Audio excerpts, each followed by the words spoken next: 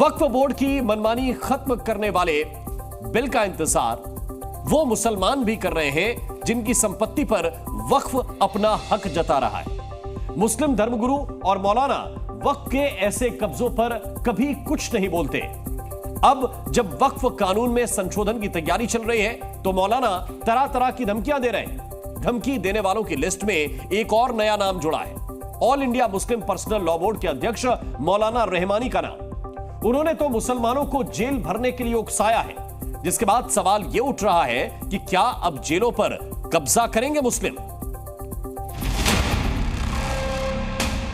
ये मुसलमानों के लिए हद दर्जा खतरनाक है।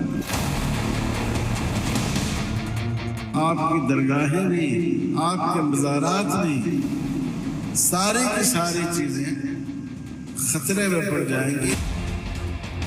वक्फ कानून को छेड़ने के खिलाफ एक और धमकी आ गई है और एक मौलाना ने वक्फ बिल में संशोधन के खिलाफ अपनी आवाज बुलंद कर दी है। यह हमारे लिए जिंदगी और मौत का मसला है। अगर जरूरत पड़ेगी तो इस मुल्क का मुसलमान जेलों को इस तरह भर देगा कि हुकूमत को मुजरिमीन को रखने के लिए जगह बाकी नहीं है। मौलाना की एक एक लाइन में मुस्लिमों को उकसाने वाला बयान है। मौलाना ने सरकार को सार्वजनिक मंच से न सिर्फ धमकी दी है बल्कि चुनौती भी दे दी है। ये मौलाना है all India Muslim personal law board के अध्यक्ष मौलाना खालिद सैफुल्लाह रहमानी। रहमानी ने सार्वजनिक मंच से मुसलमानों को वक्फ बिल में होने वाले संशोधन पर उकसाने की पूरी कोशिश की। ये तरमीमी बिल खुदा न खास्ता और हजार बार खुदा न खास्ता अगर ये पास हो गया तो ये मुसलमानों के लिए हद दर्जा खतरनाक है। आपकी मस्जिदें भी, आपके मदरसे भी, आपके मकतब भी, आपकी ईदगाहें भी, आपके कब्रिस्तान भी, आपकी दरगाहें भी, आपके मज़ारात भी, सारी की सारी चीजें खतरे में पड़ जाएंगी। वक्फ संशोधन बिल अभी आया नहीं है। जेपीसी में वक्फ बिल पर चर्चा चल रही है, लेकिन मौलाना साहब अपनी भविष्यवाणी से मुसलमानों को मस्जिदों, ईदगाहों, दरगाहों के नाम पर उकसा रहे हैं। उकसाने के लिए मौलाना साहब भरी भीड़ के सामने वक्फ संशोधन बिल को जिंदगी और मौत से जोड़ रहे हैं।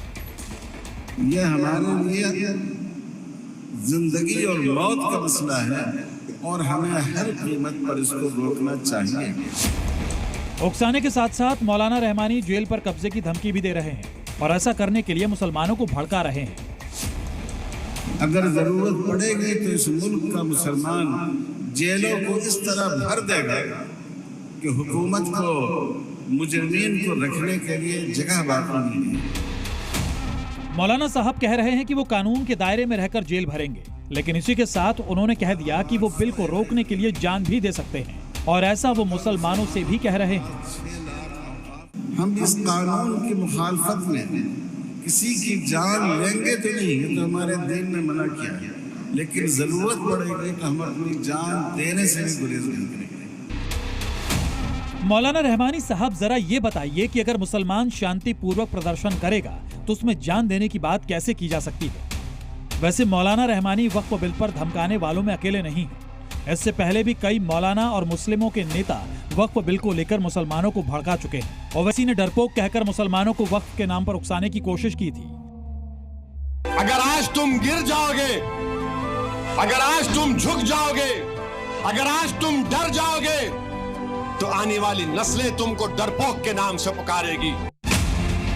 वहीं कांग्रेस के एक नेता ने तो मस्जिद के नाम पर देश में गृह युद्ध वाली धमकी दी है। बीजेपी की सरकारों के अंदर ये मस्जिदों के क्या दुश्मनी पैदा हो गई है।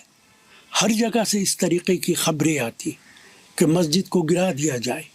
मुस्लिम वर्ल्ड के अंदर मंदिर बनाए जा रहे हैं, भारत के अंदर मस्जिदों को गिराया जा रहा है।